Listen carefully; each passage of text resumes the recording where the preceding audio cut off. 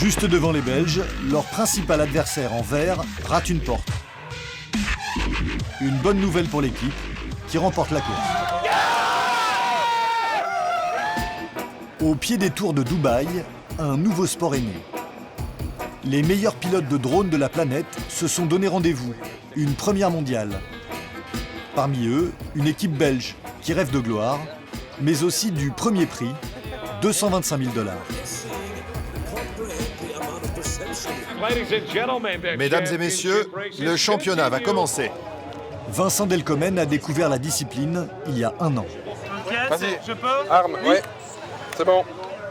Depuis, cet ancien fan de moto de course enchaîne les heures de vol. 3, 2,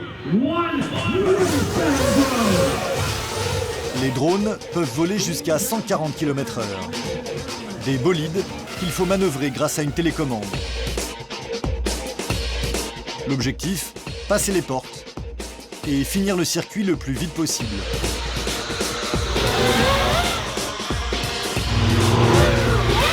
Un jeu vidéo, grandeur nature. La principale difficulté, 7 tours. Les drones doivent enchaîner freinage et virage à 90 degrés pour passer la porte au sommet. C'est tout bon, il y a... T'es premier, il y en a un qui va certainement te dépasser, il est juste derrière toi, fais à ton aise. Les pilotes dirigent les drones grâce à des lunettes vidéo où ils voient en temps réel les images filmées par des caméras embarquées. Le drone de Vincent se dirige tout droit vers la qualification. Mais il suffit d'un instant d'inattention pour être éliminé.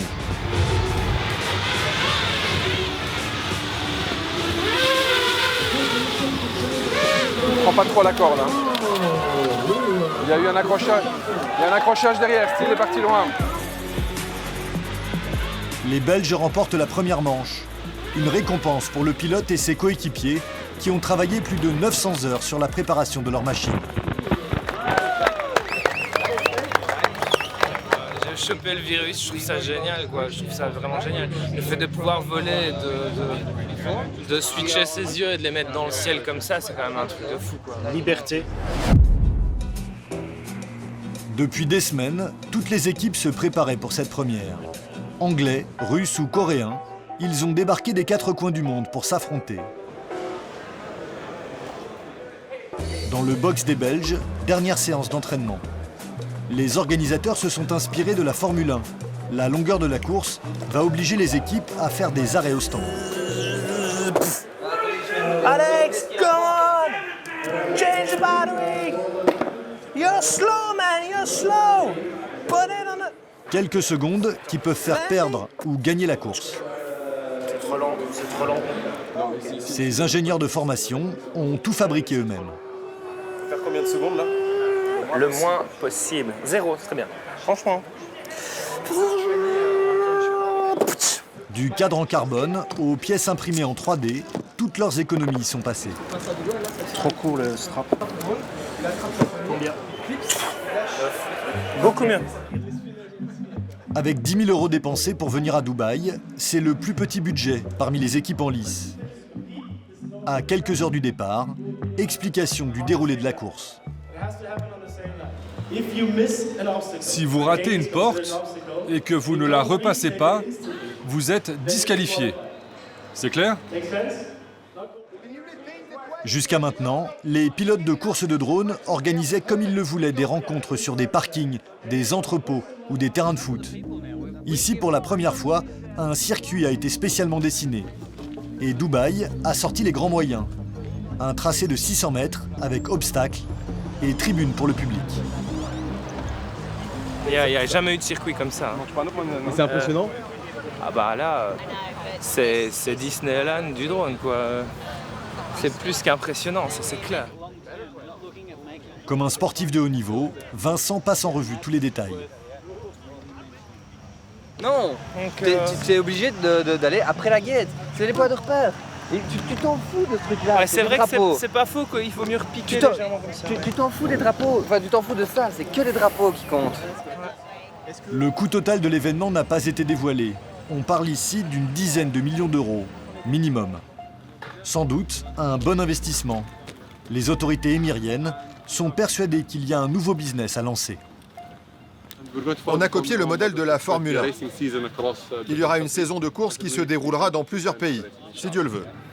Je ne sais pas si ce sera rentable. On ne le fait pas pour l'argent, mais pour développer une technologie et en repousser les limites. Ça ressemble déjà à une ambiance de Formule 1. Avec combinaison et sponsors. Coming from Belgium, it's Bentley Team. Dans quelques minutes, débutent les quarts de finale. Des 80 équipes du départ, il n'en reste plus que 16. Putain, on est calé là-dedans. Imagine que t'es dans la McLaren. Hein.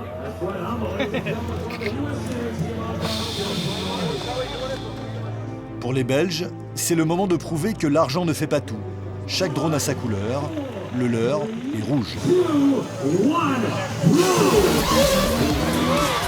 Impeccable. À chaque manche, 4 équipes s'affrontent. Seuls les 2 premiers à terminer 12 tours de circuit se qualifient. L'équipe doit gérer la course, car plus le drone vole vite, plus il consomme de batterie, ce qui multiplie les arrêts au stand. C'est tout bon. À toi Vincent, tu peux y aller. Le technicien a mis 13 secondes pour changer la batterie. Le drone de Vincent a perdu du terrain. Ça revient juste derrière toi. T'es passé 2, c'est pas grave. Reste dans son rythme. 41, oui, tout bon. Il fait beaucoup de fautes, c'est tout bon, il fait beaucoup de fautes. Voilà, rassure jusqu'au bout, c'est nickel comme ça. Juste devant les Belges, leur principal adversaire en vert rate une porte. Une bonne nouvelle pour l'équipe, qui remporte la course. Still on. Come back, come back, come back. Yes. Come back, there is one drone still going. Oh, sorry. Le pilote est épuisé. L'exercice demande une concentration maximale.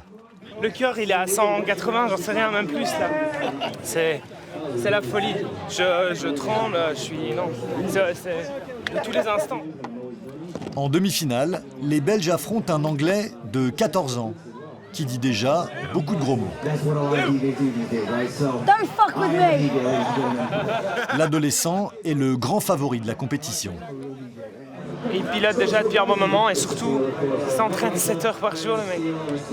Donc, Cette fois-ci, le drone des Belges est vert, celui de l'Anglais est bleu.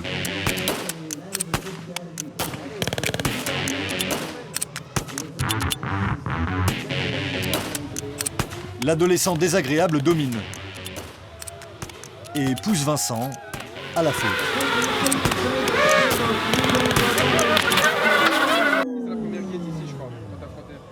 Son drone est éliminé.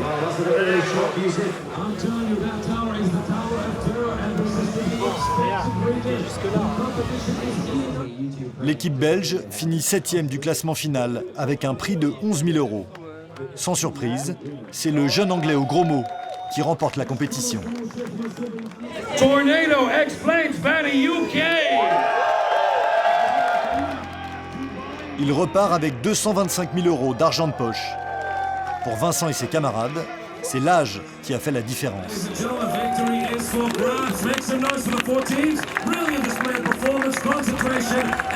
les jeunes, ils ont peut-être un cerveau plus flexible, plus malléable, plus rapide, plus élastique. J'en sais rien. La première star du drone de vitesse est peut-être née, avec tout ce qui va avec. La gloire, l'argent et un peu de jalousie, évidemment.